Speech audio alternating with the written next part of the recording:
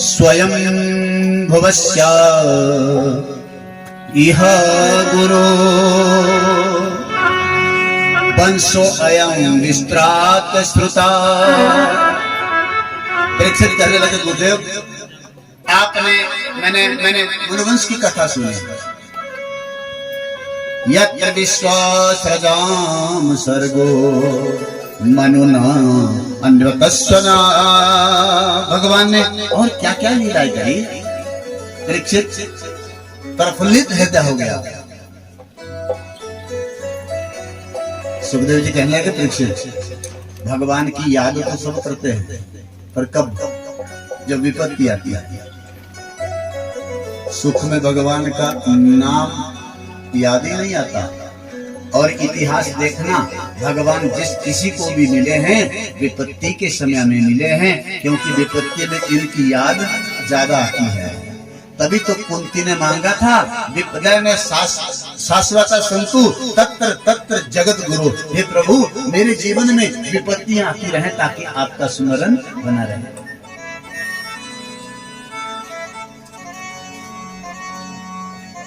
सुनो राजन, मैं तुमको एक गजेंद्र की कथा सुनाता हूं।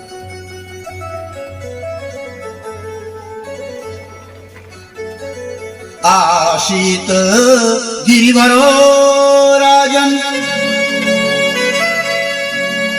त्रिकूट इति विस्तृता। 3 शिखरों वाला एक पर्वत था जिसका नाम था त्रिकूट, बड़ा विशाल। क्षीरे दानवृतो श्रीमान योजना अयुक्त समुत्थिता। अनेक योजन ऊंचा, चारों तरफ पर विशाल।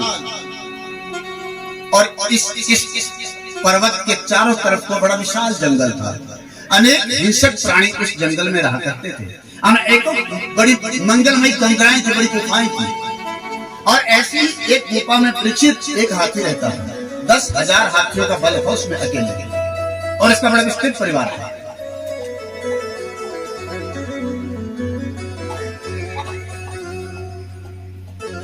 बहुत बच्चे, बहुत सी पत्नियां। जब ये कभी सैर करने के लिए निकलता तो छोटे छोटे जंतु, सियार, गीदड़, बाघ, ऐसे सब इसकी जय जयकार करते हैं। गजेंद्र महाराज की जय। वह जिसके नाम की जय ज्यादा होती है उसको कई बार अभिमान भी आ जाता है। गले का हार और जय जयकार, अगर ज्ञान ना हो ये व्यक्ति को बहुत ऊपर ले जाते हैं, और वो व्यक्ति ऐसी जगह गिरता है जहां से संभलना मुश्किल हो जाता है। कुछ अभिमान है ये ऐसे।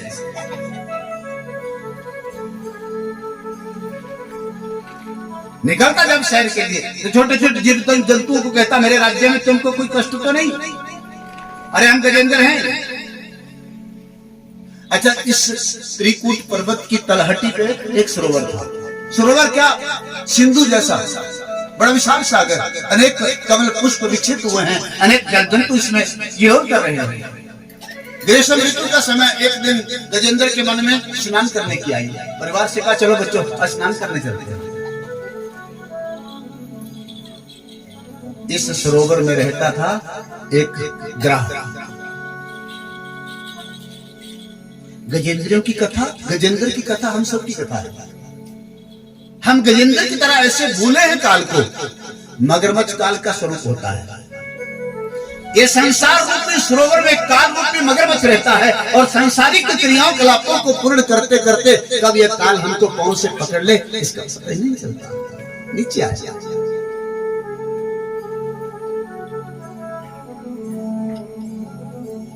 सिंधु के किनारे आ गया। पत्नी के ऊपर सूंड में जल भर करके जल किलोट कर रहा है। बच्चों के ऊपर पानी फेंक रहा है।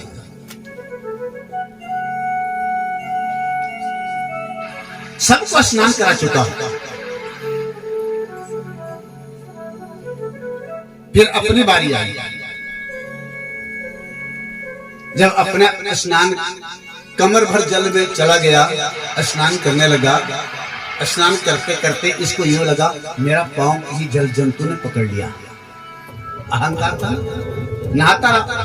बोले होगा कोई छोटा जंतु, जब देखेगा गजेंद्र महाराज का पांव पकड़ा है, बाहर आकर के हमसे क्षमा मांगेगा और मैं क्षमा कर दूंगा। पत्नी बच्चे सब किनारे पे खड़े हैं। धीरे धीरे हाथी को लगा मेरे पांव की शक्ति क्षीण हो रही है। अब इसने आंखें खोल करके झांक करके देखा, बड़ा विशाल का है मगरमच्छ, जिसने पूरा पांव हाथी का अपने मुंह में डाल दिया। अब हाथी ने अपनी शक्ति का परिचय दिया। हाथी है भूमि का जीव, मगरमच्छ है जल जंतु। जल में मगरमच्छ की ताकत ज्यादा होती है, भूमि पर हाथी की ताकत ज्यादा होती है। दोनों में बड़ा भयंकर युद्ध हुआ।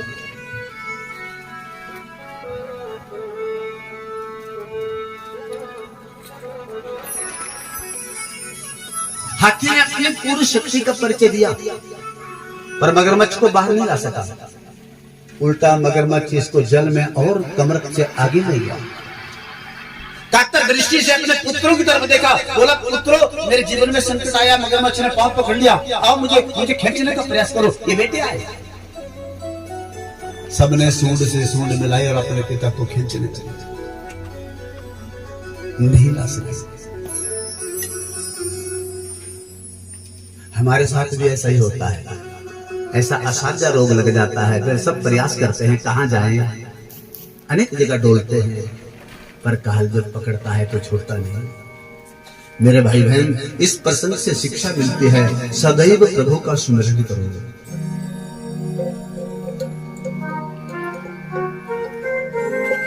बेचारे बेटा कुछ देर बाद सूंड हटा करके बोले पिताजी हमने बड़ी कोशिश की, आपको तो मगरमच्छ छोड़ता ही नहीं है। चले गए जंगल की तरफ। हाथी को रोना आता। धर्मपत्नी ने कहा देखा तुमने, अपने आप थोड़ा खाया, अपने हिस्से का इन पुत्रों को खिलाया, जो इस विपत्ति की परिस्थिति में मुझे छोड़ करके जा रहे हैं। बेचारी पत्नी क्या करती है, सब एक दूसरे की सहायता करते हुए ये भी अपने पति को खींचने के लिए प्रयास करने लगी। आकाश में देवता पुष्प लेकर के खड़े हैं।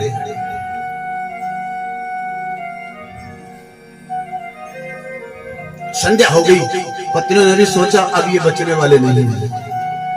गज और ग्राहा लड़े जल भीतर, जौ भर सूंड रही जल ऊपर। पूरा हाथी डूब गया।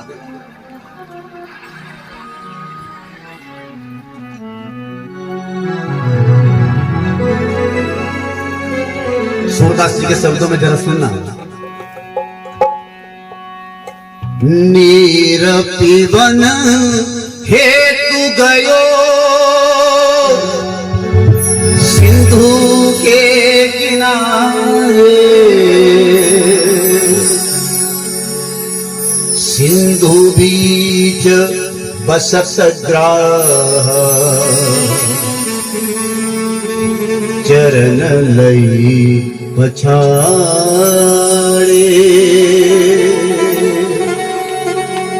हे गोविंद, अब कोई याद नहीं आता, कोई मेरी मदद नहीं करता, अब परमात्मा याद आए। हे गोविंद हे गोपाल, अब तो जीवन हारे। जल में पतन होने लगी। चार प्रहर युद्ध भयो,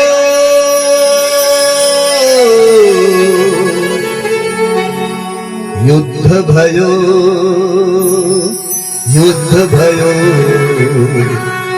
चार प्रहर युद्ध भयो, ले गयो मझधारे। नाक कान डूबन लागे, कृष्ण को पुकारे। हे गोविंद हे गोपाल, अब तो जीवन हारे। हे गोविंद हे गोपाल, अब तो जीवन हारे। हे गोविंद हे गोपाल, अब तो जीवन हारे। हे गोविंद हे गोपाल, अब तो जीवन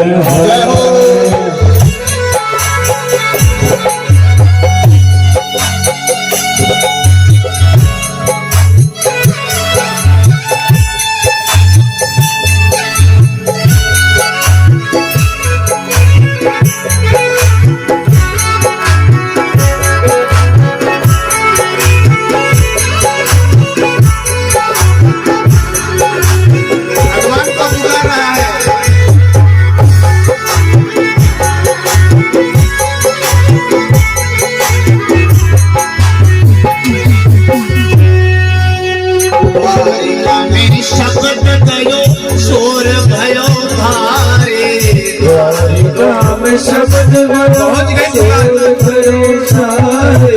द्वारिका में शब्द गयो और भयो पारे द्वारिका में शब्द भयो जोड़ भयो सारे शंख चक्र गदा पद्म गरुड़ महीष धारे शंख चक्र गदा पद्म गरुड़ महीष धारे शंख चक्र गदा पद्म गरुड़ महीष धारे शंख चक्र गदा पद्म गरुड़ महीष धारे हे गोविंद हे गोपाल हे गोविंद हे गोपाल अब तो जीवन हारे हे गोविंद हे गोपाल हे गोविंद हे गोपाल अब तो हारे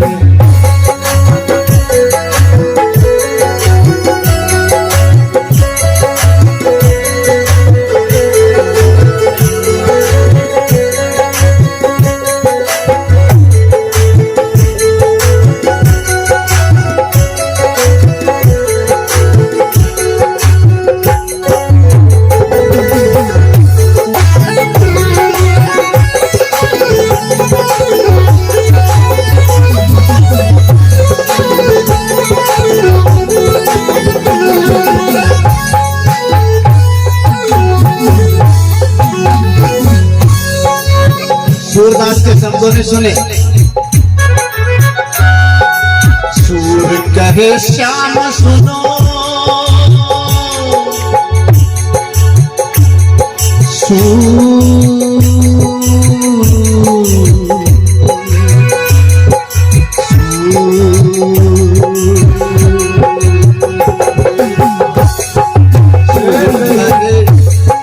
सूर कहे श्याम सुनो शरण है तिहारे कहे श्याम सुनो शरण है तिहारे कहे श्याम सुनो शरण है तिहारे कहे श्याम सुनो शरण है तिहारे अब की बार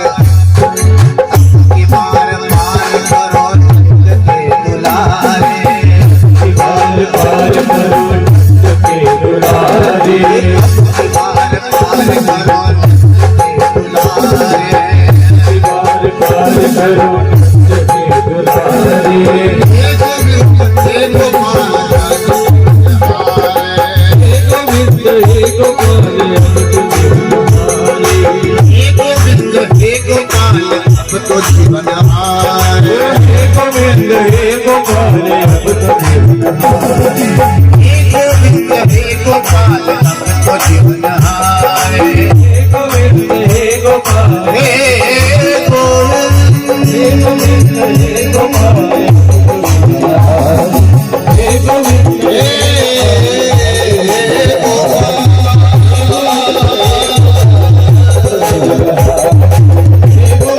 हे गोपाल जीवन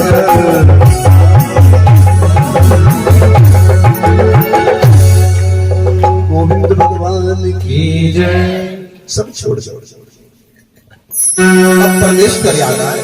जब कोई नहीं आता तो भगवान याद आते हैं मेरे भाई भाई।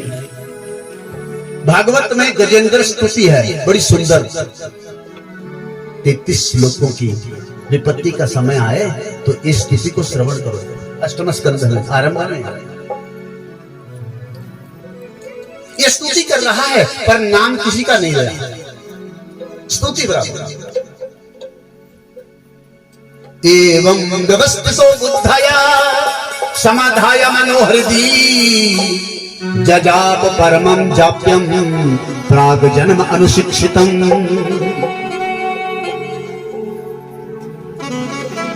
नम शांताय घोराय मूढ़ाय गुणधर्मिने निर्विशेषाय साम्याय नमो ज्ञान घनाय च। जिसकी इच्छा मात्र से सारा विश्व बनता है उस क्षेत्रज्ञ को मैं प्रणाम करता हूं।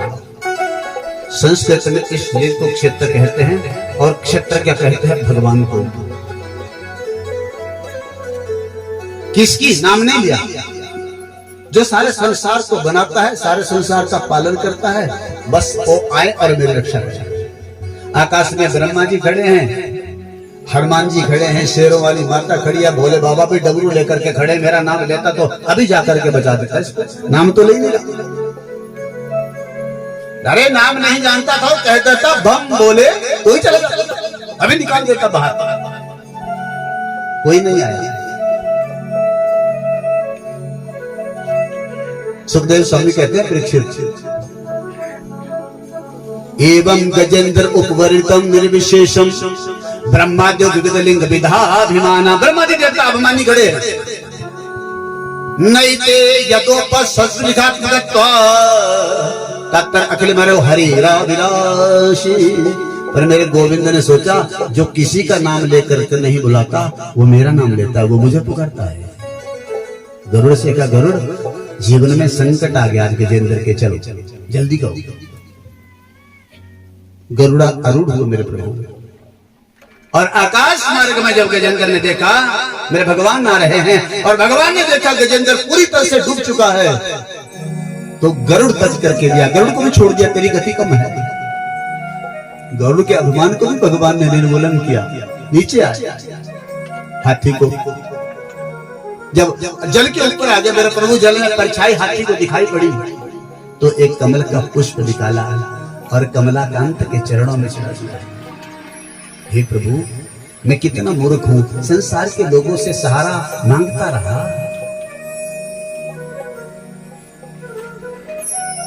हर वक्त आपको याद करता तो शायद ये विपत्ति का समय नहीं आता। भगवान ने दिव्य सुदर्शन का आवाहन किया, और सुदर्शन ने आकर के मगरमच्छ का गला काट दिया। मगरमच्छ को मगरमच्छ के शरीर से मुक्ति मिल गई, और गजेंद्र को मगरमच्छ से मुक्ति मिल गई।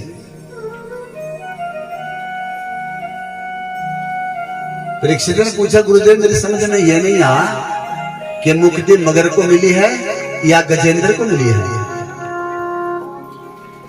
सुखदेव स्वामी कहते हैं परीक्षित, भगवान के हाथ से बचना भी मुक्ति है, और भगवान के हाथ से मरना भी मुक्ति है।